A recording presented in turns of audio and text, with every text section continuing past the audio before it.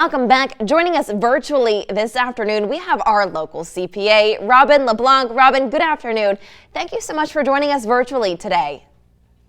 Good afternoon. I'm excited to be here. We are excited to have you. So the holidays are coming up. We have more tax tips for our viewers. Today we're talking all about childcare for the holidays.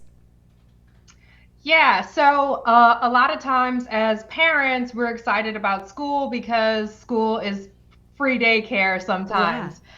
But with the holidays, we just had a week closed for Thanksgiving, and we're coming up for 2 weeks closed for Christmas. So if you have children that are 12 and under, and you're paying for them to be in a camp for a week, or even on certain babysitters, you're able to get a tax credit for that. So it doesn't have to be a child that's in daycare. It can be your of age students, 12 and under, or if you have a child over 12, like 13 to 18, that needs a sitter or special care because of special needs, this can count towards those dependent care credits. So make sure you're keeping your receipts.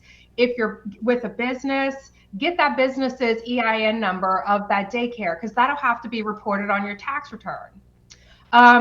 Now, you can't pay your 18-year-old to watch your 6-year-old and call that a deduction. But if you have outside babysitters that are coming in, and it's very specific while you are at work, so this isn't the date night babysitter, as long as that individual is going to allow you to report their social security number and name on your tax return, you can deduct those expenses as well.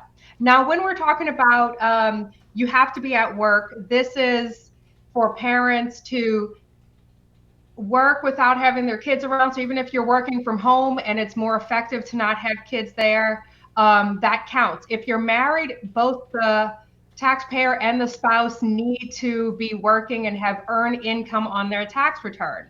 Now, the exciting thing about 2021 is that they actually increase the amount that you can take as a credit. So if you have 2 qualifying children, that you're allowed to have up to $16,000 in childcare expenses, and up to a 50% of those expenses can be taken as a tax credit. So essentially, you can get an $8,000 tax credit potentially on your return if you have 2 dependents, throughout the year. So that's why it's very important, even if you know about summer camp, you know about the before care and after care. Don't forget about these holiday camps that you're sending your kids to. And another difference about this credit for this year that they recently changed, it is now a refundable credit.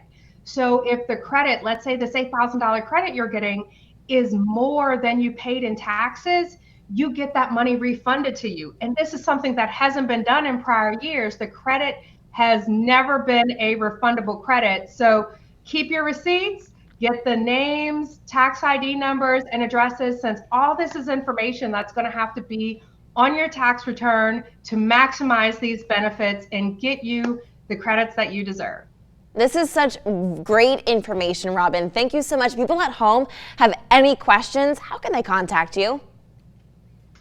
Give us a call at 337-330-4000 or shoot us an email at info@robinleblanccpa.com.